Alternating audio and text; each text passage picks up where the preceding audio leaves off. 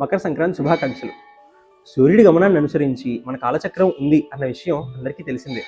మన సూర్యుడు నెలకొక రాశి చొప్పున 12 నెలల్లో 12 రాశుల్లో ఉంటాడు. ఒక రాశి నుండి మరొక రాశికి మారే సందర్భాన్ని సంక్రమణం అని పిలుస్తారు. అందులో ధనుర్రాశి నుండి మకర రాశికి జరిగే సంక్రమణానికి ప్రత్యేక విశేషత ఉంది. దక్షిణాయనం అంతా కష్టపడి ఆ ఫలితాన్ని వస్తు రూపంగానో పంట రూపంగానో మనందరం పొంది ఆనందించే పండుగ ఇది.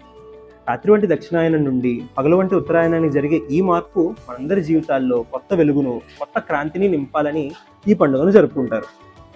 ఈ రోజున స్నానం, దానం, పితృదేవతారాధన, జపం వంటివి అందరికీ నియమింపబడ్డ విధులు. మనం మనస్సులోనూ బాహ్యంగానూ శుద్ధంగా పవిత్రంగా ఉండడానికి స్నానం, మనకున్నది నలుగురితో పంచుకోవడానికి దానం.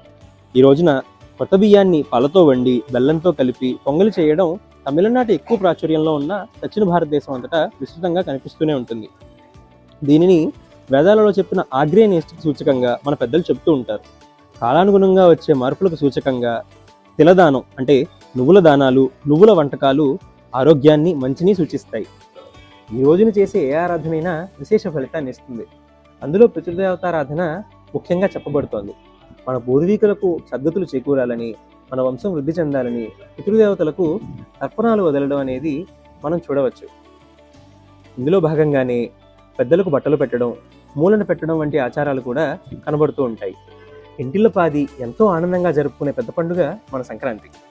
ఈ రోజు వచ్చే హరిదాసులు, కొమ్మదాసరి వారు, బుడబుక్కల వారు, గంగిరెద్దుల వారు జానపద కళాకారులు. వీరందరికీ మనకు తోచినంత సహకారం అందించడం మనందరి బాధ్యత. మంచిని కాంక్షిస్తూ చెడుకు స్వస్తి పలికే మార్పు మనందరి జీవితాల్లోనూ రావాలని మరొక్కమారు అందరికీ సంక్రాంతి శుభాకాంక్షలు.